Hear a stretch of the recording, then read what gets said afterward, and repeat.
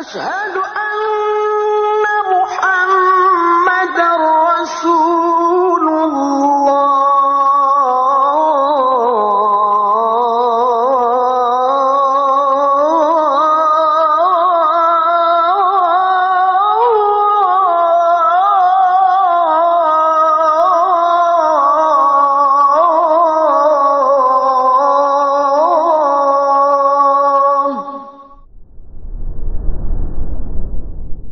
Assalamualaikum warahmatullahi wabarakatuh.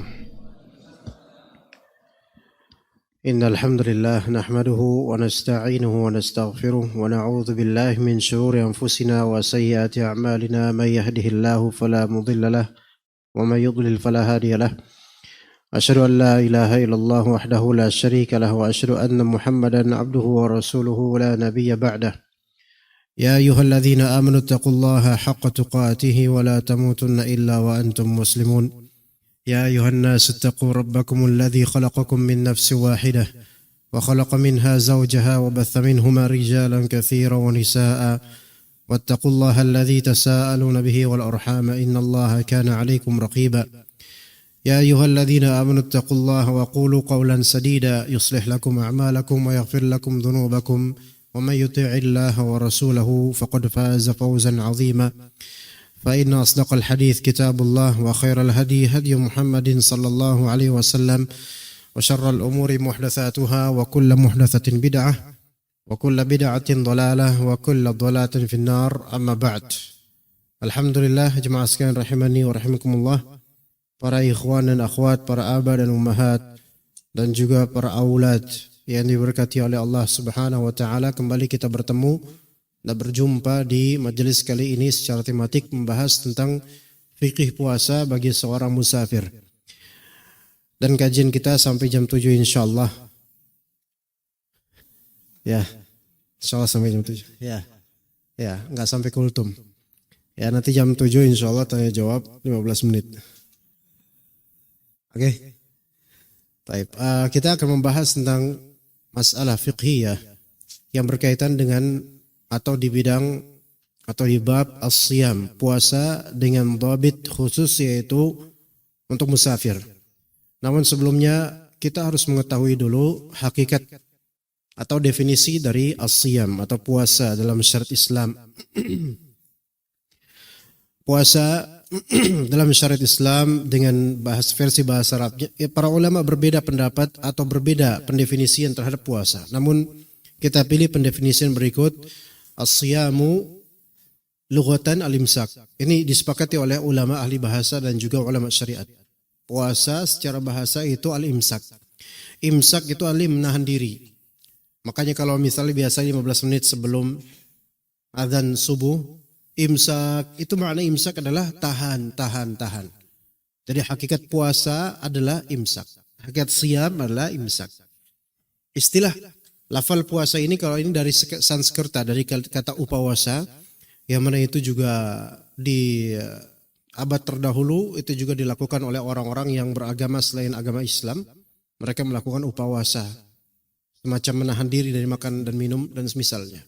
Namun itu tradisi atau adat di agama sebelum masuknya Islam ke Jawa, sebelum masuknya Islam ke Indonesia, atau sebelum menyebarnya Islam. Dan di sini siyam secara bahasa al-imsak, adapun secara syar'i maka dia adalah at-ta'abbudu lillahi bil imsaki 'anil mufattirati min tulu'il fajri tsani ila ghurubisy syams. Itu. Udah dicatat belum? At-ta'abbudu lillah. Puasa, siyam adalah beribadah kepada Allah. Ya, at-ta'abbudu lillah, beribadah kepada Allah Ta'ala dengan cara bil imsaki 'anil mufattirat atau 'anil muftirat. Bukan mufattirat, 'anil muftirat. Dengan cara menahan diri dari pembatal-pembatal. Menahan diri dari pembatal-pembatal. Jadi beribadah kepada Allah. Jadi puasa, siyam itu ibadah.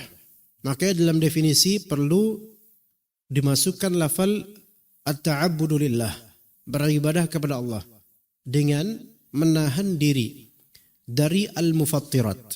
Al-mufattirat yaitu hal-hal yang membatalkan puasa, siyam. Mufattirat ini yaitu berupa apa? Di sini bisa makan dengan sengaja, minum dengan sengaja, jima dengan sengaja. Maksudnya sengaja di sini dengan ingat bahwasannya ini masih di siang Ramadan. Ya, dan lainnya, dan semakna dengan makan, minum dan jima. Taib, menahan beribadah kepada Allah Ta'ala dengan menahan diri dari pembatalnya. Min tulu'il fajri tsani ila ghurubis syams. Dimulai dari munculnya fajar kedua. Munculnya fajar kedua atau disebut juga fajar shadiq. Mulai dari munculnya fajar kedua. Jadi fajar itu ada dua macam. Ada fajar kadzib, ada fajar shadiq. Ya, fajar kadzib itu fajar pertama, maka itu sekitar sekian belas menit sebelum fajar kedua. Atau bukan sekitar setengah jam atau sekitarnya lah. Sebelum fajar kedua. Ada fajar kedua ini yaitu fajar shadiq, fajar yang jujur, fajar yang benar, yang dengannya masuk waktu subuh. Yaitu fajar kedua. Ya, fajar shadiq namanya. Jadi puasa, siyam adalah at-ta'abbudu lillah, menyembah Allah Ta'ala dengan cara al-imsak anil muftirat, menahan diri dari pembatalnya seperti makan dengan sengaja, minum dengan sengaja, jima dengan keingatannya, dan yasma' dengan itu. Min dari tulu'il fajri tsani, dari munculnya fajar kedua. Munculnya fajar itu bukan munculnya matahari, beda. Ya, karena fajar itu salah satu imam di sini. Iya. Benar gak? Iya. Ada tulu'il fajr, ada tulu'il syams. Maka kalau fajar jadi imam, syamsul juga harus jadi imam. Jadi dari munculnya fajar kedua. Ya, fajar kedua itu fajar shadiq sampai ghurubis syams, sampai terbenamnya matahari. Dan terbenamnya matahari itu waktu maghrib. Makanya maghrib dari kata ghurub, terbenamnya matahari. Itu hakikat dari as-siyam, puasa. Dan puasa wajib atas setiap muslim dan muslimah kecuali yang beruzur atau yang memang tidak diperbolehkan untuk berpuasa. Kecuali yang beruzur atau yang tidak diperbolehkan atasnya puasa. Jadi puasa Ramadan, siyam Ramadan wajib atas setiap muslim dan muslimah kecuali bagi yang belum baligh, yang beruzur dan yang berhalangan. Ya. Beda, tiga hal itu beda. Pertama, yang belum baligh tidak wajib puasa. Yang belum baligh tidak wajib puasa. Kedua, yang beruzur seperti musafir atau marid, orang yang sakit. Seperti musafir atau orang yang sakit. Ya. Begitu ya. Orang yang musafir nanti kita jelaskan. Karena itu tema kita insyaallah. Orang yang marid, yang sakit, yaitu yang sakitnya memberikan masyaqqah kabirah atau kesulitan besar, atau bisa dikatakan penyakit yang memberatkan puasanya, atau puasa menambah beratnya penyakitnya, atau mempersulit penyembuhannya. Itu definisi penyakit yang membuat seseorang beruzur untuk tidak puasa. Harus pahami baik-baik. Penyakit, tidak semua penyakit membolehkan seseorang tidak puasa. Melainkan penyakit yang membahayakan, penyakit yang memperberat puasanya, ya, dengan keberatan yang besar, atau puasanya memperpanjang atau memperberat penyakitnya, atau puasa itu bisa memperlama penyembuhan penyakitnya, maka diperbolehkan tidak puasa. Ingat tiga kriteria itu. Ya, penyakitnya memperberat puasa. Kalau sakitnya panu, enggak. Dan beratnya ini adalah berat yang memang masyaqqah kabirah, berat yang sangat besar, bukan berat sedikit. Flu itu memperberat puasa, betul, tapi tetap wajib puasa karena apa? Tidak begitu besar pengaruhnya terhadap puasa, walaupun berat ya. Begitu. Batuk-batuk pun begitu. Mag yang sedikit, penyakit mag ya atau GERD yang enggak begitu berat ya, itu tetap wajib puasa. Ya. Jadi penyakitnya ini tidak memperberat puasa dengan keberatan yang besar, enggak. Tapi kalau memperberat yang besar seperti apa? Mag yang sangat kronis, yang sangat keras gitu, rasanya itu luar biasa. Penyakit lambung dan mencret-mencret yang membutuhkan hydration atau menjadikannya dia dehidrasi dan membutuhkan banyak minum, maka ini memungkinkan untuk tidak berpuasa dulu. Ya. Atau puasa memperberat penyakitnya bisa. Dan juga kadang-kadang ada uzur seperti mau operasi atau setelah operasi ya diharuskan juga memakan obat dan seterusnya, ini marid, orang sakit. Ya, dan seterusnya. Kemudian juga puasa jika memperlama penyembuhan penyakit maka beruzur untuk tidak berpuasa. Kalau puasa memperlama penyembuhannya maka beruzur. Seperti dia wajib mengkonsumsi obat untuk penyakitnya 3 hari sekali. Nah diantaranya kan makan siang. Harus dia makan siang dan harus minum obat. Gak boleh dia puasa, enggak saya gak makan siang deh tapi saya minum obat aja. Yang penting saya puasa. Ya enggak lah. Coba. Makan siang enggak. Tapi minum obat. Tablet 3 Pak. Bismillah. Dah alhamdulillah. Nanti tinggal iftar aja pas maghrib. Lah itu udah iftar itu. Ya kan. Ya jadi minum obat yang berupa atau mengkonsumsi obat yang melewati tenggorokan maka itu membatalkan puasa. Ya begitu. Taib. Kemudian yang ketiga yang tidak diperbolehkan atasnya puasa yaitu perempuan yang haid. Perempuan yang nifas atau laki atau perempuan yang jika dia berpuasa maka dikhawatirkan membahayakan nyawanya, maka nggak boleh puasa. Dikhawatirkan membahayakan nyawanya maka haram puasa atasnya. Begitu, ya. Nah, kemudian murdi' dan hamil, perempuan yang menyusui atau perempuan yang hamil itu masuk kategori dikiaskan dengan perempuan yang sakit jika menyusu atau hamil memperberat puasanya. Atau puasa memperberat penyusuan atau kehamilannya. Maka ini dikiaskan dengan orang yang sakit. Boleh tidak berpuasa bagi perempuan yang menyusui atau yang hamil. Adapun masalah qada dan kafarahnya, maka dilihat. Kalau perempuan ini tidak berpuasa saat menyusui atau hamil dikarenakan khawatir akan anaknya atau anak susunya, maka dia qada dan kafarah. Adapun kalau khawatir pada akan dirinya sendiri, maka dia cukup qada. Ya, antum paham enggak jemaah yang ana omongin selama ini dari awal? Kelihatannya antum diem aja kayak paham kan insyaallah? Atau kecepatan ritmenya? Gimana teman-teman boleh enggak? Antum mikirin apa? Mikirin hari Rabu. Ya, tenang aja, udah enggak usah dipikirin. Tenang, pikirin kajian aja. Jadi perempuan yang hamil atau menyusui jika dia tidak berpuasa karena khawatir anaknya tidak dapat susu atau sakit atau anak di rahimnya itu bergejala karena dia kurang makan, maka nanti qada di bulan lain dan kafarah satu makanan untuk fakir miskin. Oke, gitu ya. Kalau misalnya khawatir akan kesehatan pribadinya saja, bukan khawatir akan anaknya, maka dia seperti orang yang sakit biasa. Yaitu dia memang tidak puasa dan hanya qada saja. Gitu ya. Sekarang menuju ke orang yang bersafar. Kita akan mulai pembahasan puasanya orang yang safar.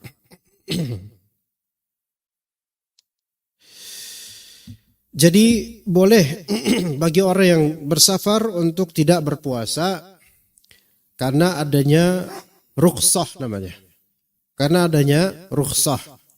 Rukhsah itu kompensasi. Kompensasi ya namanya. Atau keringanan. Ya. Keringanan yang Allah Subhanahu wa taala berikan dalam syariat ini. Allah Ta'ala ringankan untuk musafir walaupun safarnya tidak berat. Dia naik kereta cepat Jakarta-Bandung, ya maka itu safar. Apakah dia boleh tidak berpuasa? Boleh. Ya enggak? Jakarta-Bandung. Lebih dari batasan safar. Nah, safar di sini pertama nih, safar nih kayak gimana? Safar itu apa batasannya? Para ulama berbeda pendapat dalam membatasi safar. Pertama, safar terbagi menjadi dua. Safar yang pertama qasir dan yang kedua safar tawil. Safar qasir dan safar tawil. Jadi safar ada dua macam. Safar pendek dan safar panjang.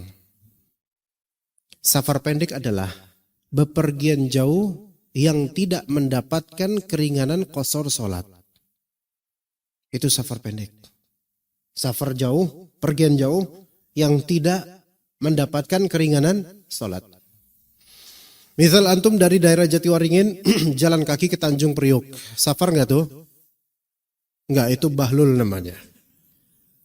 Udah ada angkot, ada gokar, kenapa harus pakai jalan kaki? Oke? Itu masuk kategori pertama. Apakah dia boleh qasar salat? Enggak boleh. Kalau di Ramadan di siang hari apakah dia wajib puasa? Wajib puasa. Tapi saya capek. Anda capek disebabkan kebahlulan Anda sendiri. Maka wajib puasa. Bukan karena safar. Oke? Adapun safar yang tawil, safar yang panjang, maka ini adalah safar yang membolehkan pelakunya untuk qasar salat dan dapat rukhsah tidak puasa. Mungkin masih agak kurang clear. Nah, terus batasannya apa? Batasannya para ulama berbeda pendapat. Oke, untuk safar yang panjang, pembatasannya itu apa? Para ulama ada dua pendapat. Pendapat pertama, batasannya itu secara uruf saja, yaitu kearifan lokal, tinjauan pikiran masyarakat sekitar. Kalau bagi masyarakat sekitar itu adalah safar, maka itu safar. Kalau bagi masyarakat sekitar itu bukan safar, maka bukan safar. Kalau antum bilang, antum mau kemana dari Jatiwaringin? Ana mau ke Bogor. Dibilang jauh ya jauh. Bogor mananya? Baranang Siang. Safar enggak bagi orang kita? Enggak. Walaupun jalan kaki, tetap dikatakan bahlul lagi tuh. Naik angkot sekarang, naik gokar, safar enggak? Enggak safar bagi orang kita. Ini bagi yang mengatakan pakai uruf ya. Antum mau kemana? Ke Parung Kuda. Parung Kuda mana cuma? Sukabumi. Bagi uruf kita, oh udah Sukabumi jauh. Kan Sukabumi dimutlakan satu Sukabumi kan panjang tuh. Parung Kuda disamakan sama Pelabuhan Ratu walaupun jaraknya jauh banget. Safar nggak tuh? Safar. Nah ini bagi yang berpendapat pakai uruf. Hanya saja kalau pakai uruf ini sangat relatif. Antar individu menganggap ini safar atau tidak tuh kadang beda-beda. Maka pendapat yang lebih baik adalah pendapat kedua. Dan ini pendapat jumhur ulama yaitu pakai jarak. Dari berbagai pendapat ulama yang pakai jarak ada sekian. Yang lebih populer sekarang dikilometerkan yaitu 88 kilometer. Wallahu alam itu pendapat yang lebih tepat. Wallahu alam. Jadi batasan 88 dan sekarang bisa kita ukur. Ya 88 kilometer. Ya, 88 kilometer. Bisa diukur di Google Map. Ya enggak? Atau mau ke Parung Kuda, sok dari Jatiwaringin ke Parung Kuda. Tanya Google Map, cari Google Map, Parung Kuda. Terus gitu kan. Tanya bentar. Karena juga enggak tahu juga berapa. 85. Antum udah cek dah. Parung Kuda Kabupaten Sukabumi. Hah? Nah itu dia, Parung Kudanya sebelah mana juga 80 kilometer. Kalau pakai jalur Cilengsi 77, agak 80 aja dah. Jalur motor ya. Jalur mobil 85. Antum muter dulu ke Tanjung Priok. Ya itu namanya mengakali. Tapi oke lah, 85 km itu kan secara bakunya. Kenyataannya kan mungkin antum mampir dulu kemana gitu kan. Ya, belum lagi nyasarnya. Ya, belum pura-pura kesasar dikit gitu biar panjang. Anggap 85 itu kan estimasi. 88 kan estimasi juga ya itu. Ya deket lah insya Allah, tambah-tambahin dikit bisa walaupun jangan disengaja gitu loh. Kemungkinan akan tambah sedikit, Ikhwan. Iya enggak? Muter dulu, antum kan ke Indomaret dulu, nanti kemudian ketemu temen mampir dulu, makan ketoprak dulu, dan masih banyak hal. Ya mungkin aja itu menjadi apa? Menjadi safar. Oh lewat sini macet, lewat sana tapi jauhan mas, kata istri. Gak apa-apa, justru kita dapat rukhsah nanti safar gitu kan. Itu kan Anda di sini Pak Parang Kuda versi Google Map. Kenyataannya kan bisa masuk ke kampung-kampung kan gitu. Anggaplah misalnya ini safar. Kelas ini berarti safar. 88 kilometer. Gitulah ya, sekitarnya itu takriban sekitar itu. Maka ketika itu 88 km, maka itulah hukum safar berlaku. Hukum safar berlaku. Nah kemudian orang yang musafir diperbolehkan baginya untuk mendapatkan keringanan qasar salat. Jamak solat juga, namun jamak solat ini dilihat kalau misalnya dia dalam keadaan baik-baik saja, maksudnya ketika sudah sampai tujuan dan masjid dekat, kemudian nggak ada apa-apa dan sebenarnya dia mampu, maka jamak itu sebaiknya jangan. Ya begitu juga dengan qasar, kalau misalnya walaupun boleh, tapi kalau dia dekat masjid, tujuannya dekat masjid ya, dan dia bisa sholat normal, maka sebaiknya dia tidak qasar, ikutin dengan warga lokal sekitar, sholat 4 rakaat. Begitu. Ya. Nah, gambarnya itu banyak, namun nanti Ana akan menjawab sesuai pertanyaan antum aja untuk gambaran-gambaran safar. Sesuai pertanyaan antum aja nanti insyaallah. Tapi ketika kita tahu bahwasanya safar, kita ambil pendapat yang menurut yang semoga lebih rajih, yaitu dengan jarak 88 km, maka ini akan menghasilkan banyak sekali gambaran-gambaran safar dengan tinjauan jarak, sehingga seorang calon musafir atau musafir itu sendiri dia bisa kemudian mendapatkan pertimbangan rukhsah di beberapa ibadah seperti sholat dan puasa. Nah, berangkat dari ini jemaah sekalian rahimakumullah, bolehkah dia ketika dia tahu nih, kan namanya musafir boleh tidak puasa, betul? Sekarang, kapan antum safarnya gitu masalahnya? Atau batasan antum mulai dihukumi safar tuh kapan? Ya. Kapan antum dihukumi, bukan dihukum, kapan antum dihukumi musafir? Gimana? Keluar dari teras? Keluar dari rumah? Ana ulangi pertanyaan. Kapan seseorang dihukumi atau berstatus sebagai musafir dalam syariat ini? Ana kasih opsi ya. A. Keluar rumah dengan niatan A dulu, yang pertama. A. Sejak niatan puasa, niatan safar. B. Sejak keluar rumah.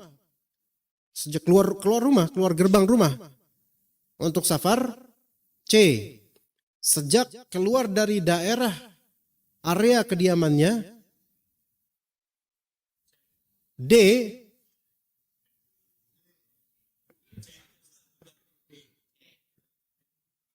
Wallahu alam. E wallahu musta'an. Ayo. C. A. Sejak niatan safar. B. Sejak keluar dari rumahnya atau gerbang rumahnya. C. Sejak keluar dari area kediamannya. D wallahu alam, E wallahul musta'an, D, F wabillahi taufiq wal hidayah. A, Bapak bilang A, sejak niatan. Oke, ada yang B, sejak keluar dari rumahnya. Ada? Nggak ada? C, kebanyakan C ini kayaknya nih. Betul semua. Ini nih ya. Gak punya pendirian dong Pak, kalau betul semua. D, Allahu a'lam. Itu benar, jawaban D itu benar. Iya. Nah, kalau A, kayak tadi sebagian dari Bapak sini bilang, A, sejak niatan safar. Oke, sekarang antum mau pulang kampung tanggal berapa? 26 Ramadan. Antum sudah punya niatan safar, nanti saya niatan 26 Ramadan, saya niatkan 26 Ramadan sejak Sya'ban. Maka sejak hari pertama Ramadan antum gak puasa. Pagi-pagi, 1 Ramadan, 2 Ramadan, setiap pagi itu antum kelihatan makan bubur. Ditanya sama orang, loh Pak kok makan bubur pagi-pagi kan bulan Ramadan? Saya insya Allah mau safar Pak. Hari pertama kayak gitu tuh. Pak tukang buburnya nanya, Pak gak puasa Pak? Enggak, saya mau safar. Emang kapan safarnya? Ntar 25 hari lagi. Lah Pak kan masih lama. Loh saya kan punya niatan safar. Bapak ini tanggung jawab ya, yang tadi jawab A. Iya. Jadi jawaban A itu batil. Salah, invalid, incorrect. B, sejak keluar dari pintu rumah atau gerbang rumah. Ini juga tidak benar. Yang benar adalah C, F. F itu wabillahi taufiq wal hidayah. C, yaitu sejak dia keluar dari area kediaman dia. Nah sekarang itu pun masih mujmal, ambigu. Kalau dalam bahasa fikih, kharaja min baladihi. Keluar balad ini, balad itu kan negeri, country. Nggak bisa dimaknai, sekarang balad kalau dimaknai negara, berarti keluar dari Indonesia dulu, baru antum disebut safar. Antum harus ke Singapura dulu tuh, baru disebut safar. Jadi balad dalam istilah fikih di sini, itu bukan bermakna teritori yang resmi official Indonesia, bukan. Ya, harus ke Timur Leste dulu lah baru kita safar. Enggak. Balad di sini area kediaman. Hanya saja area kediaman antara di zaman Nabi dengan sekarang itu kan beda. Antropologinya beda, denahnya beda, ya enggak? Maka wallahu alam kalau misalnya antum dimutlakan tinggal di mana? Bekasi, terlalu luas. Melainkan lebih spesifik. Tinggal di mana? Yang dikenal oleh orang-orang namanya Pondok Gede, Jatiwaringin, Jati Cempaka, gitu. Iya, seperti itu. Ya, bukan keluar RT, bukan. Sebenarnya bisa juga keluar RT, bisa juga karena sebenarnya para fuqaha di kitab-kitab fikih, terutama fikih madzhab itu menyebutkan yaitu di pelang yang paling terakhir rumah, deretan rumah antum. Nah, sekarang kan beda sama zaman dulu. Ini semua rumah doang isinya. Kalau nunggu sampai rumah habis, di pelabuhan Tanjung Priok baru selesai. Nggak habis-habis rumah. Ruko Jatiwaringin di ujung sampai ujung tuh nggak ada habis-habisnya. Ya kan? Berarti dari sejak antum udah keluar dari area yang disebut daerah antum ketika menjawab pertanyaan, maka itulah. Di mana antum tinggal? Jatiwaringin. Nah, udah keluar dari Jatiwaringin itu. Pilih mana? Pondok Gede atau Jatiwaringin? Jati Cempaka lebih kecil lagi ya. Kalau Pondok Gede besar tuh. Semua Pondok Gede, karena gede. Jati Asih dibilang Pondok Gede. Jati Sari masuk Pondok Gede. Jatiwaringin Pondok Gede. Semua di Pondok Gedein. Yang kecil aja lah biar cepat dapat rukhsah safar, nah, gitu kan. Nah ya Jatiwaringin misalnya. Ya udah, seperti itu. Maka dimulai ketika itu baru antum terhukumi dengan hukum safar. Makanya sekarang masalah. Ketika antum mau safar siang, mau mulai ini nanti siang nih. Misalnya besok 1 Ramadan. Atau anggap besok 25 Ramadan. Antum mau pulang kampung. Naik bis. Di agen bis. Kalimalang ada nggak? Apa sih yang dekat sini? Molek. Belum Buaya. Lubang buaya. Taib. Nah, misal di lubang buaya, berarti kan masuk putaran Pondok Gede, salah dikit lubang buaya. Oke, situ. Lubang buaya itu udah bukan Jatiwaringin, walaupun masuk Pondok Gede masuk gak? Itu masuk ke Jatiwaringin juga tuh. Mobilnya nanti lewat Jatiwaringin. Nah, ini ada masalah lagi. Ya, ya. Bagus, Pak. Cari masalah ini. Ya, bagus. Ya, buatlah anak kepikiran. Ya, bagus, Pak. Oke, kita kemudian pengen kemana? Bis dari Lomboboy kemana biasanya? Bumi Ayu di Jawa Tengah, daerah-daerah Ngapak gitu ya. Ya, oke. Oke. Ya, berangkat jam berapa? 5.30. Enggak, cari yang enggak siangan Pak, biar dapat rukhsah. Yang siangan enggak ada. Berarti enggak ke Bumi Ayu sekarang, ke yang lain. Cari yang lain. Jogja, jam berapa? Jam 5.30 lagi nih jangan-jangan jawabannya. Jam berapa Pak? Asar, jam 4, jam 3 gitu ya. Oke, baik. Sekarang, ada nggak yang zuhur? Anak pengen katro lagi ya. Ke Padang. Ya oke, Padang. Asal ke Padang, oke. Sepakat nih. Jatah antum nanti jam 5:30 nanti akan Anda bahas juga. Ke Padang. Baik, jam 1. Jam 11, bagus. Nah ini, ya, jam 11, ya. Udah, ini aja, udah ini, nggak usah nambah, udah ini aja, udah. Jam 11 dari Lebang Boya gimana? Romangun, oke, jauh banget Pak. Ya nggak apa-apa, Romangun, oke. Nah, mau berangkat di sini, nah, Pak, pagi ini besok tanggal 25 Ramadan. Besok Ramadan masih, 25 Ramadan. Mau pulang kampung ke Padang. Apakah lebih dari 8 km? Oh iya jauh banget. Iya, kampung nan Jawa di Matu. Jauh kan. Kemudian ke sana. Pertama kan subuh nanti nih, subuh besok nih. Ya, sekeluarga nggak pada sahur. Nah, kaget kan Pak? Anak aja kaget. Nah, sekeluarga nggak pada sahur. Sampai subuh, Allah Akbar nggak pada sahur. Pagi-pagi kemudian ke tukang bubur. Makan. Dah, udah nggak? Kok makan udah? Bukannya nggak puasa udah gitu? Apalagi halangan? Apa gimana? Gitu kan? Safar. Nah, kami ini anak rantau, kan?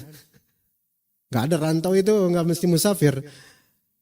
Nanti insya Allah jam 11 kami berangkat dari Romangun. Kayak gitu. Tukang buburnya udah ngaji sunnah. Bermanhaj salaf. Iya. Nah kemudian, Pak maaf, afwan Pak, Bapak ini belum hukum safar Pak. Oh tapi saya sudah niatan safar. Nggak bisa Pak, niatan Bapak sejak kapan? Sejak Rajab. Ya kan? Nah, Bapak belum safar Pak. Bapak ini nggak boleh makan sekarang, harus dalam keadaan puasa, gitu ya. Harus mengqadha nggak nanti? Ya wajib qadha, wajib. Tapi ini karena kesalahpahaman dan ini kadang terjadi pada sebagian orang. Merasa nanti bakal pergi, belum terwujud pada dirinya hukum puasa. Udah nggak puasa duluan, ini nggak boleh, harus puasa dulu karena belum ada pada dirinya status musafir belum. Gitu ya. Ini cerita A. Anggap sekarang Bapak itu tahun depannya udah punya ilmu udah paham. Tahun depannya tanggal 25 Ramadan mau safar lagi, jam 11 lagi. Akhirnya subuh bersama keluarga puasa dia, sahur. Mulai sahur kemudian subuh puasa. Jam 10 kan mau berangkat ke Rawamangun. Ya. Naik gokar. Pas naik gokar, dah jalan pakai gokar tuh, lewat udah Jatiwaringin udah selesai. Ke Rawamangun lewat Kalimalang ya, ke Rawamangun ya. Kalimalang bener kan ya, Cawang gitu kan ya. Oh nggak salah gitu ya. Nah jalan di Cawang, boleh nggak dia buka puasa? Ayo, boleh nggak? Boleh nggak Pak? Sejak niatan puasa, boleh nggak Pak? Kayak enggak. Oh. Kayak ada Bapak dari tadi fatwanya salah mulu Pak. Boleh dia makan. Boleh, iya. Sudah azan soalnya.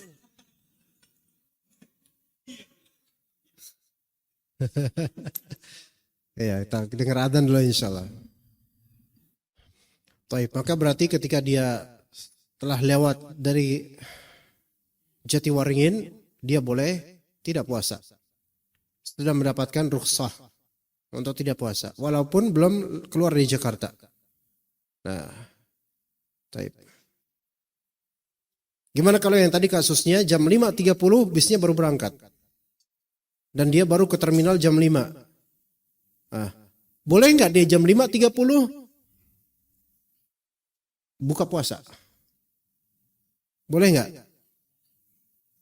Enggak, Anda bilang boleh apa enggak? Urusan sayang enggak sayang nanti dulu. Boleh? Enggak. Boleh, cuman sayang. Iya, nanggung.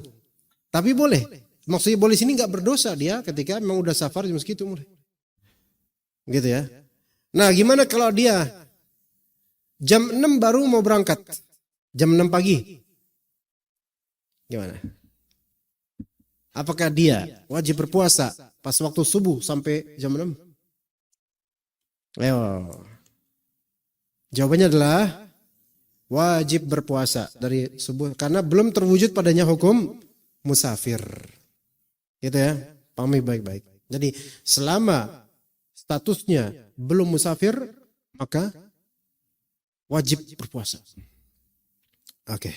Sekarang kemudian safar apa yang diperbolehkan untuk mendapatkan rukhsah dan keringanan? Maka dikatakan safar yang wajib atau safar yang sunnah atau safar yang mubah. Itu boleh. Adapun safar yang haram, maka pendapat yang lebih tepat adalah tidak boleh mendapatkan rukhsah. Tidak mendapatkan rukhsah. Jadi anda ulangi. Safar yang sifatnya wajib. Seperti dinas tugas dari perusahaan. Itu wajib. Safar wajib itu. Ya. Atau orang tua di kampung lagi sakit dan nggak ada yang nemenin, maka harus safar. Safar wajib. Ya. Atau safar yang dianjurkan. Seperti safar untuk menuntut ilmu. Boleh, bagus. Safar ibadah gitu loh. Atau safar yang boleh. Seperti jalan-jalan, pergi jauh untuk tamasya, itu boleh. Selama tidak berlebihan. Maka safar yang seperti ini boleh.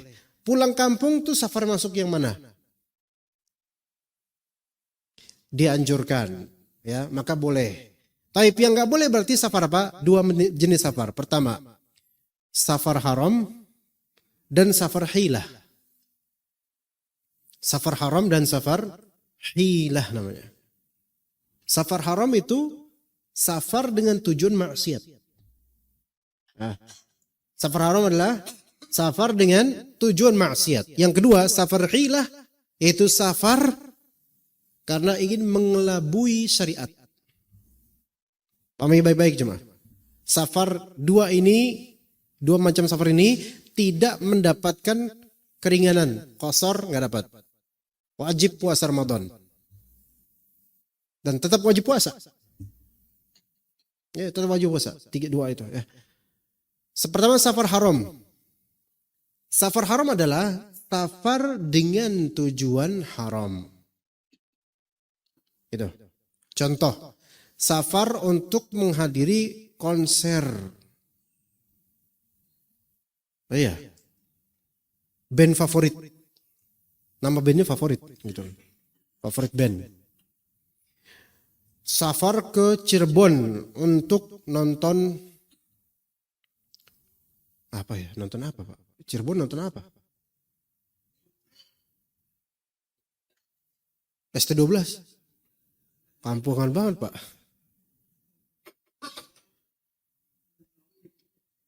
Untuk tadi apa nih? Ziarah makam. Itu nggak boleh.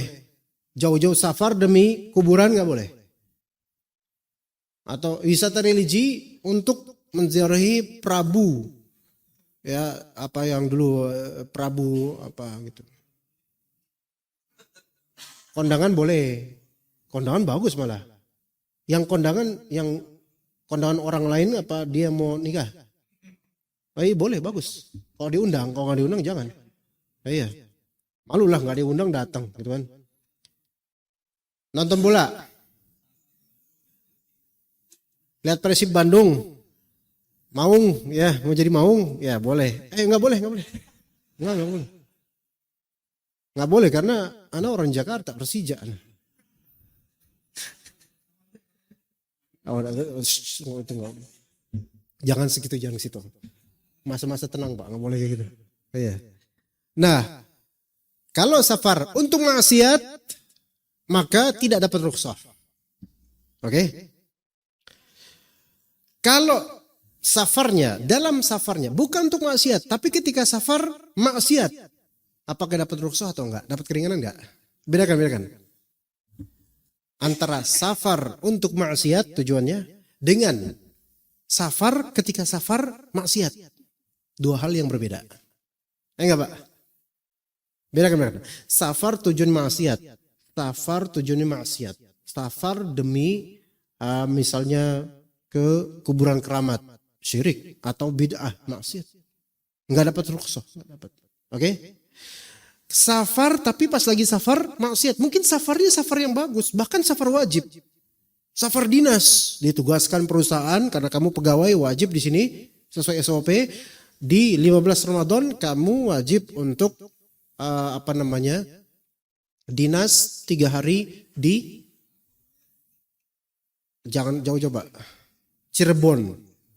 Ya, Cirebon lagi. Nggak tahu ada apa dengan Cirebon. Biasanya nggak pernah nyontohin Cirebon. Nah, ke Cirebon. Dinas sana untuk survei. Ini kan safar wajib karena kewajiban kerja. Oke? Tapi pas lagi safar maksiat. Karena ditampilkan dangdut koplo. Dan dia, wah, mana liriknya lirik kenangan lagi. Wah, dinikmatin. Maksiat nggak itu? Boleh nggak dia nggak puasa? Boleh. Karena apa? Karena tujuan safarnya bukan maksiat. Tapi dia bermaksiat di safarnya. Ini beda. Enggak? Iya. Bedakan cuma. Nanti jangan disamakan. Kalau kita di bis kan kadang-kadang ditawarin lagu-lagu rakyat, enggak? Dan kita nggak bisa ngindarin. Biasa lagu dangdut itu kan, dangdut modern gitu. Antum bilang ke keneknya, bang, maaf bang, ini soim, saya lagi puasa. Terus kata keneknya, terus kenapa? Ini saya nggak bisa nih maksiat seperti ini. Wah Pak, maaf Pak, kita juga nggak bisa ngedriving tanpa lagu. Ya, kata antum, saya nggak terima. Matikan atau saya keluar kata antum.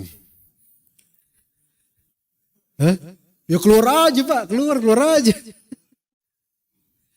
Nah, kalau misalnya menikmati itu maksiat, lagi puasa atau lagi safar, apakah boleh dia membatalkan puasanya? Boleh. Karena dia safar. Safar yang dibolehkan atau safar wajib. Bedakan. Lagi safar bareng keluarga. Wah, pakai mobil pribadi dong, gitu kan. Lagi safar ghibah. Ya. Kata saudara, kita barusan ghibah loh, dosa tahu, maksiat. Berarti kita nggak dapat rukhsah. Enggak, dapat rukhsah. Bukan karena ghibahnya kita dapat rukhsah, tapi karena safarnya safar yang dibolehkan. Clear ya sampai sini insyaallah ya? Oke. Taib. Kemudian kalau ini berkaitan murni hukum safar. Safar itu kan seseorang ketika berstatus mukim atau musafir. Nah sekarang dilihat, dia ketika sampai rumah tujuan atau lokasi tujuan, dia menetap di situ berapa lama yang dia ketahui akan tinggal di situ. Kalau misalnya di tempat tujuan dan tidak berpindah-pindah di situ aja tinggalnya lebih dari 4 hari, maka sampai ke lokasi tujuan dia bermukim bukan musafir. Karena ulangi, kalau misalnya dia tahu sampai lokasi tujuan lebih dari 4 hari dia akan stay di situ, maka ketika sudah sampai tempat tujuan, maka dia bukan musafir lagi, melainkan mukim. Gimana, paham nggak jemaah? Antum pulang kampung berapa hari biasanya di rumah Mbah Kakung? 10 hari, oke, 10 hari atau 7 hari lah. Karena mungkin keluarga juga pengen cepet-cepet antum saya balik lagi ke kota gitu. 7 hari, kalau 10 hari kelamaan, ngambil cutinya repot nanti. Nah 7 hari, tanggal 25 Desember, 25 apa? Ramadan kalau Desember, Natal dong berarti. 25 Ramadan. 25 Ramadan pulang. Sampai Syawal, total 7 hari antum akan stay di rumah orang tua antum di kampung. Dan antum tahu bakal 7 hari. Nah, kalau rumah antum di Cirebon, rumah orang tua antum di Cirebon. Ketika Jakarta ke Cirebon safar nggak? Safar. Pas sampai di Cirebon masih safar nggak? Masih, kan belum sampai rumahnya. Melangkahkan kaki keluar terminal masih safar nggak? Masih. Langkah pertama, kedua, ketiga, 1000 dan seterusnya sampai dihukumi dia bukan musafir lagi ketika sudah menginjakkan area kediaman yang dia bakal 7 hari di situ. Gimana, ngerti nggak jemaah? Ketika udah sampai di situ, dia bukan musafir lagi. Oke, gimana? Artinya ketika bukan musafir lagi, dia seperti orang mukim. Wajib sholat jamaah kalau laki-laki. Sholat 4 bukan 2. Enggak di jamaah, wajib puasa. Paham di sini insyaallah? Ini kesalahan sebagian orang. Dia masih ada tersisa 26 Ramadan, 27 Ramadan, 28 Ramadan, 29 Ramadan. Udah ada di situ. Dia akan pulang lagi ke Jakarta tanggal 5 Syawal. Tapi dia sisa 4 hari ini enggak puasa di kampung. Ini salah. Puasa wajib. Karena dia statusnya sekarang mukim. Pahami baik-baik itu. Ya, begitu. Adapun kalau dia 4 hari atau kurang di situ, maka masih tergolong musafir. Ini pendapat yang lebih sahih. Begitu ya. Kalau 4 hari atau kurang, maka tergolong masih musafir. Begitu, jemaah sekalian. Oke? Insya Allah clear sampai sini ya. Nah sekarang tinggal jika ada pertanyaan sesuai dengan gambaran yang ada di benak antum, dipersilahkan. Ada nggak kira-kira? Silakan Pak Fadbal. Orang Cirebon Bapak? Insya Allah, Masya Allah. Assalamualaikum warahmatullahi wabarakatuh. Wafiq barakallah. Ya silakan.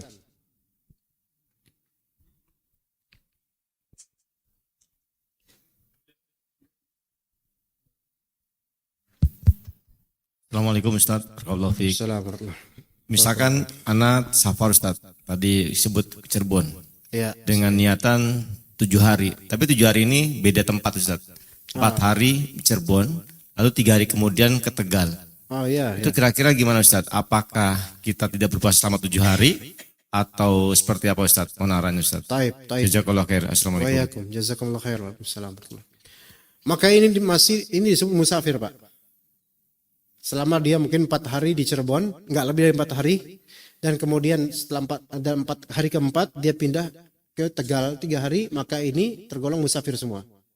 Hanya saja ketika Bapak sudah di tempat orang tua atau apa di Cirebon di situ, stay di situ 4 hari dan nyaman untuk sholat biasa, enggak banyak kegiatan, enggak banyak kerepotan, maka yang lebih afdol adalah sholat di masjid. Bukan karena mukim Pak, tetapi karena Allah beri kemudahan. Makanya belum wajib sholat berjamaah di masjid, karena dia masih musafir statusnya. Tetapi karena Allah beri kemudahan, kenapa nggak di masjid gitu loh.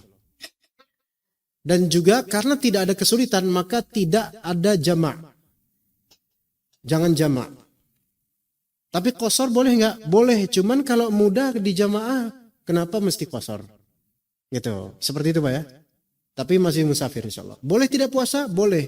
Cuman karena mudah, lebih afdol puasa. Jadi keadaan orang yang berpuasa dari segi kesulitan, orang yang safar dari segi kesulitan untuk puasa atau enggak, mana yang lebih pilih dia, pilih tidak puasa atau enggak, itu ada 3 kemungkinan keadaan. Kalau safarnya itu ada kesulitan yang besar, bukan kesulitan besar. Sebentar. Pertama, kalau dia puasa di safarnya itu sebenarnya mudah untuk puasa, kayak sudah sampai tempat tujuan atau semua dipermudah, kereta cepat yang itu cepat sekali, gampang gitu kan, nggak ada kesulitan banyak, maka lebih afdol dia berpuasa. Tapi kalau dia mendapatkan kesulitan, namun kesulitannya itu nggak begitu signifikan, melainkan memang cukup capek, maka lebih afdol tidak berpuasa. Kalau misalnya mengambil rukhsah ya, kalau misalnya yang ketiga, dia sangat kesulitan sekali ketika berpuasa untuk safarnya sehingga tersiksa dengannya, maka haram atasnya puasa. Sebagaimana di zaman sahabat, di zaman Nabi SAW, ya, ketika beliau melihat ada seorang seorang lagi bulan Ramadan, lagi safar bersama Rasulullah SAW, Rasulullah nggak puasa ketika itu, dan kemudian orang itu dikipas-kipas, lagi payah banget, tersiksa dengan dirinya dan keadaannya, maka kata Rasulullah, ada apa dengan orang itu?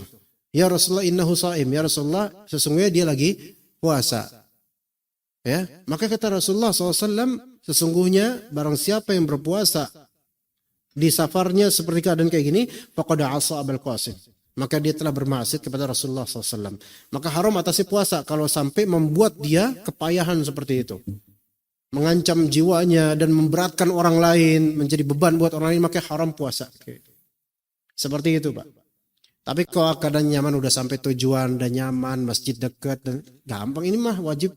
Ini enggak wajib puasa, tapi lebih afdal puasa kalau masih dalam kondisi safar. Begitu. Ada lagi pertanyaan?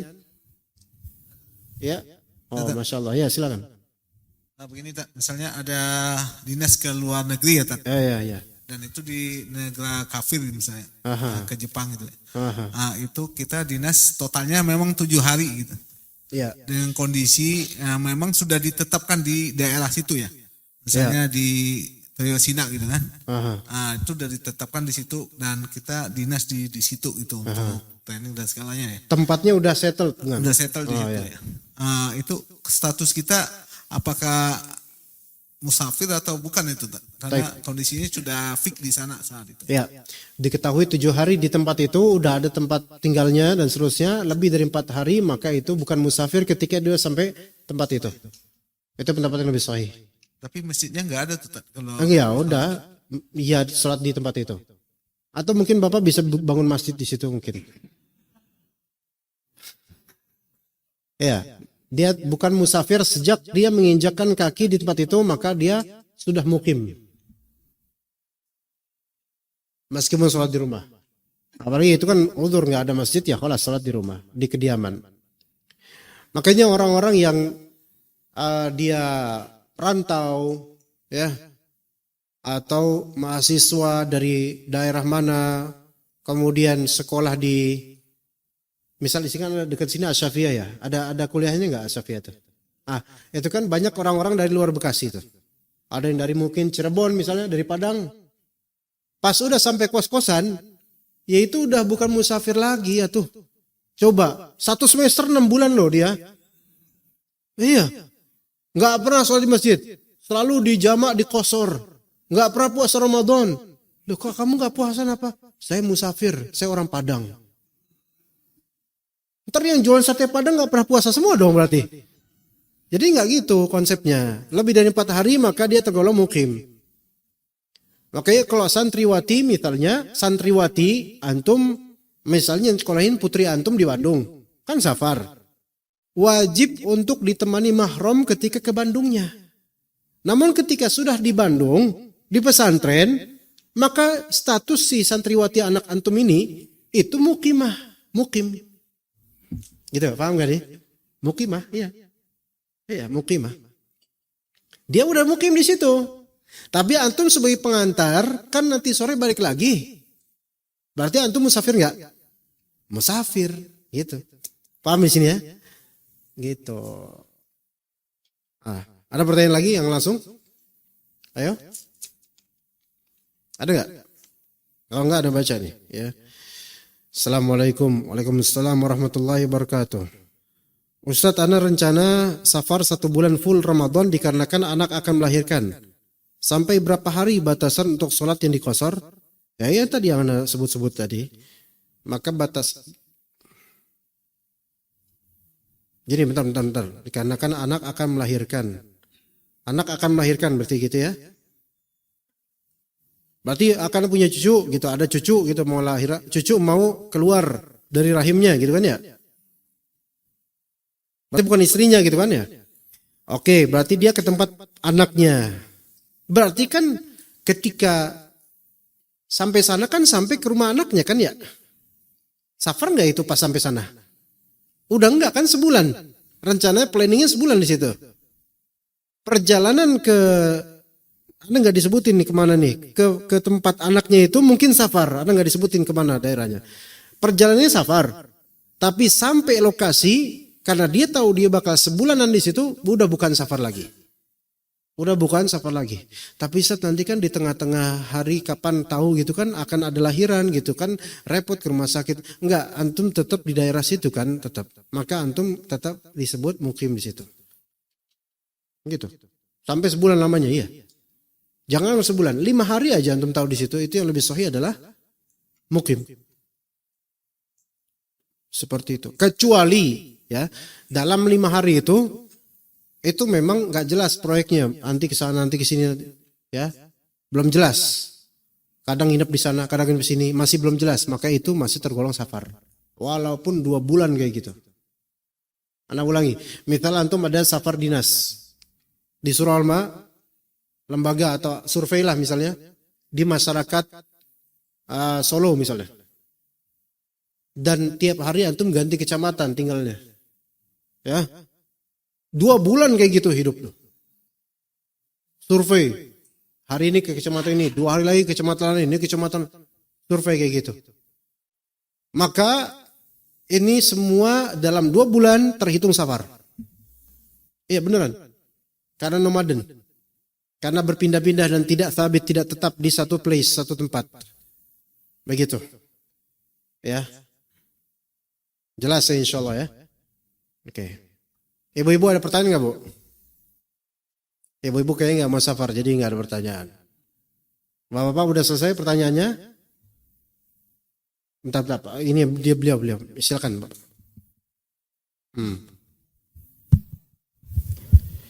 Tunggu ada kiriman Pak, ada kiriman. Assalamualaikum warahmatullahi wabarakatuh. Waalaikumsalam warahmatullahi wabarakatuh. Ustaz, apakah waktu itu juga termasuk keringanan untuk rukhsah juga Ustaz? Waktu. Misalnya Gimana gini Pak? Ustaz, Waktu?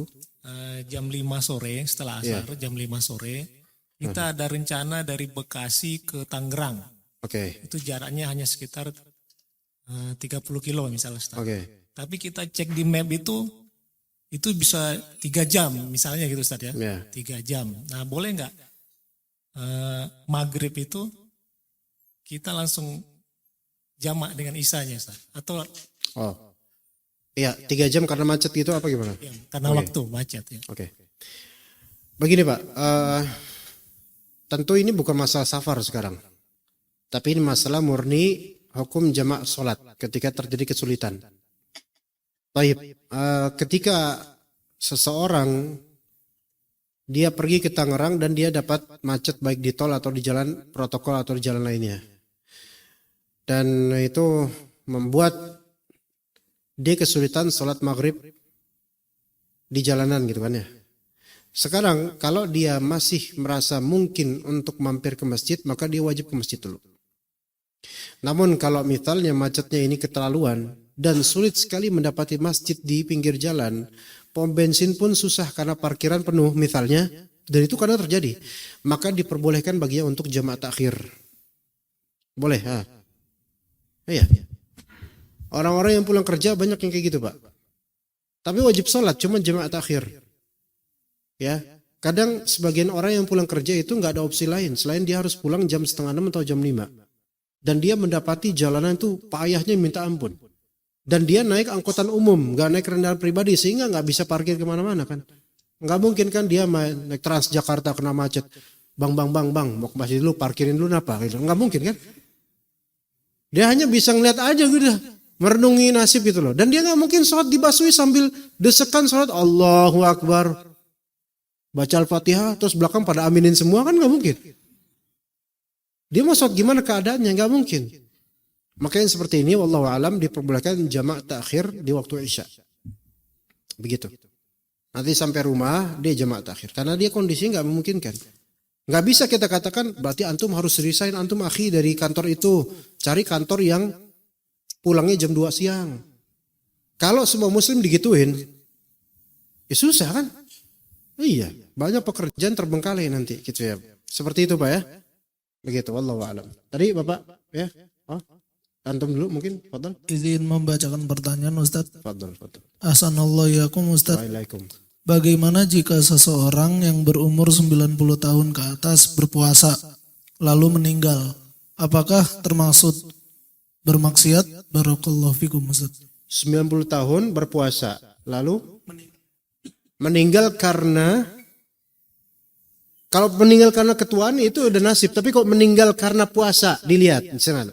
Meninggal karena puasa, apakah dia termasuk maksiat atau tidak? Ana nggak menghukumi secara person, tapi Ana menghukumi secara kasus aja. Ana nggak menghukumi beliau karena Allah yang lebih tahu kondisi beliau. Hanya saja begini, seseorang ketika dia tidak memungkinkan puasa karena sakit atau usia, ya, kemudian dia memaksakan diri berpuasa dan dia mendapatkan madarat kejiwaan ataupun nyawa dari situ, maka dia berdosa dengannya. Namun kita doakan semoga Allah mengampuninya, tapi dosa. Ya. Itu puasa wajib loh. Haram dia puasa kalau memang itu mengancam nyawanya. Apalagi kalau puasa sunnah. Ya, lebih nggak boleh lagi karena puasa sunnah. Allah ana punya murid, seorang akhwat, dan dia memiliki penyakit yang berbahaya, namun dia justru dengan penyakit berbahayanya itu dia tetap yakin harus sering puasa sunnah. Padahal dokter menyarankan jangan puasa sunnah atau wajib, jangan puasa karena ini mempengaruhi kesehatanmu. Ketika ini dokter melarang puasa, tapi tetap kekeh. Akhirnya suatu ketika dikabarkan dia meninggal, orang yang baik dan pengen berbuat baik, mungkin pengen lillahi ta'ala, tetapi karena fikihnya kurang, akhirnya dia memadaratkan dirinya sendiri dan itu dia bermaksiat. Cuman kita tentu mendoakan semoga Allah Ta'ala maafkan untuk hal-hal seperti ini. Ini tidak menyebutkan kasus tersebut, tapi kasus global aja, sehingga keluarga atau rekan yang bertanya itu tidak merasa bahwasanya nenek merasiatnya. Allah lebih tahu tentang keadaannya, Anda nggak tahu keadaannya. Wallahu Ta'ala alam, begitu. Dan juga usia 90 seperti itu, kadang-kadang seringkali sudah akalnya sudah mulai agak berkurang dan ingatannya mulai luput. Maka kalau seperti itu tidak sebut akil, walaupun balik mah udah dari usia belasan tahun, akilnya enggak. Sementara puasa itu diwajibkan atas akil balik. Kalau akalnya udah berkurang sehingga banyak lupa ingatan dan bingung ini gimana, maka enggak wajib puasa. Enggak wajib puasa. Begitu, wallahu a'lam. Betul tadi Bapak? Ya. Oh udah. Ada lagi? Cukup? Taib kita. Ya, silakan yang di belakang. Waalaikumsalam.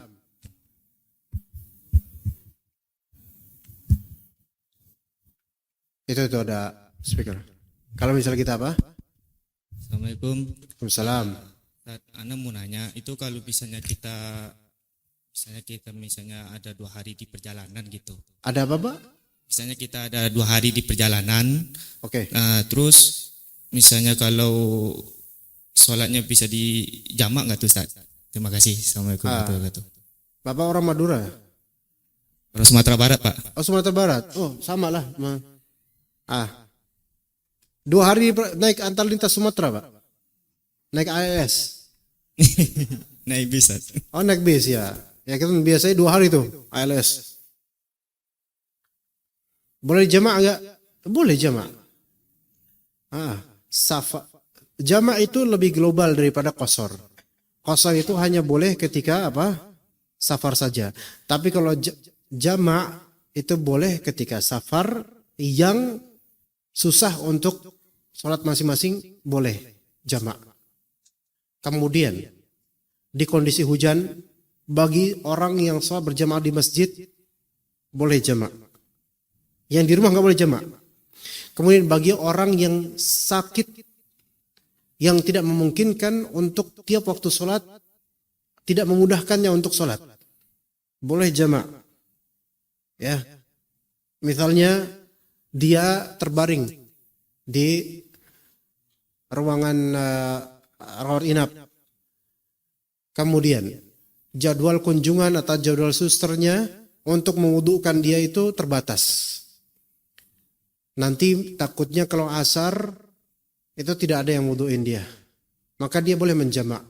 Atau dia misalnya mau operasi jam sekian, ini nanti susah kalau misalnya sholat di setelah operasi jam sekian, maka saya jamak takdim dulu. Misalnya dia mau operasi jam 4 ya, siang sore. Nah, dia berprediksi ini nanti susah karena operasi berapa jam dan susah. Maka saya jamak takdim zuhur dan asar. Ini kan boleh seperti ini. Kemudian dalam keadaan situasi tadi macet dan tidak memungkinkan untuk sholat pada waktunya, itu boleh dijamak takhir, tapi bukan untuk bermudah-mudah. Yang tadi Bekasi Tangerang aja, yang tadi siapa? Mana yang tanya tadi? Bapak. Itu aja boleh jamak, apalagi Bekasi Padang. Gitu. Nggak ada Bekasi Padang, naik pesawat bisa sih dari lewat bandara gitu kan. Kalau naik bis, iya bisa. Apalagi itu. Cuman menjamaknya itu dilihat. Kan namanya di bis, asalnya kita nggak boleh sholat fardu di kendaraan. Ya. Kalau misalnya antum bisa dapetin perkiraan nanti di rest area jam sekian, saya akan sholat di sana. Maka harus sholat di rest area, nggak boleh di bis. Gitu. Kalau mendapati subuh, nggak ada rest area, kan waktu subuh ketat, jam 4:30 sampai jam 6 misalnya. Maka antum wajib sholat subuhnya di atas kendaraan saja. Karena nggak dapat rest area. Nggak boleh nunggu rest area jam 9 pagi, baru sholat subuh di situ. Itu bukan jamak. Bukan jamak itu. Nggak tahu sholat apa. 2 rakaat. Sholat apa, Bung? Suduha. Nah, gitu. Atau memang misalnya bis ini ada di hutan-hutan Bengkulu atau mana, dan ini antara zuhur sampai maghrib itu dia nggak dapat rest area, dan nggak mungkin nyetop, bang, masjid dulu bang, saya mau sholat dulu bentar. Wah, nggak bisa bang, itu kata ada. Maka dia wajib sholat di atas mobil, di atas bis, begitu. Sendiri atau berjamaah? Ya sendiri, gimana cara berjamaah? Yang qomat siapa? Ya, gitu. Begitu juga yang dari Jakarta ke Solo, Jakarta ke Surabaya. Ya, yang berangkat pagi itu biasanya sampai sore. Ya kan? Sampai sore jam 5 misalnya di Solo, ya. Rest area jam 10 pagi. Nah, zuhur dan asarnya gimana tuh? Enggak boleh di atas bis. Kalau jam 5 Pak sampai di Solo, jam 5 dia harus sholat zuhur dan asar jamaah takhir di mana? Di Solo, di terminal. Oh, ternyata jam 5 masih kena macet. Wah, ini prediksinya sampai Solo Balapan ini, Solo Balapan. Enggak, Tirtonadi. Sampai terminal Tirtonadi kayaknya sampai terminal jam 7 nih kayaknya nih. Kalau menurut Google Map nih. Berarti kan lewat nih waktu nanti maghrib. Maka dia wajib sholat di mana? Di bis, karena nggak boleh lewat waktu jamaah itu. Paham di sini insyaallah ya? Ya begitu, wallahu a'lam. Taib, ini udah cukup malam. Kita cukup sampai sini insyaallah. Barakallahu fikum jami'an wa sallallahu ala nabiyyina Muhammad wa ala alihi wa sahbihi ajma'in. Subhanakallahumma wa bihamdika asyhadu an la ilaha illa anta astaghfiruka wa atubu ilaik. Wassalamu alaikum warahmatullahi wabarakatuh.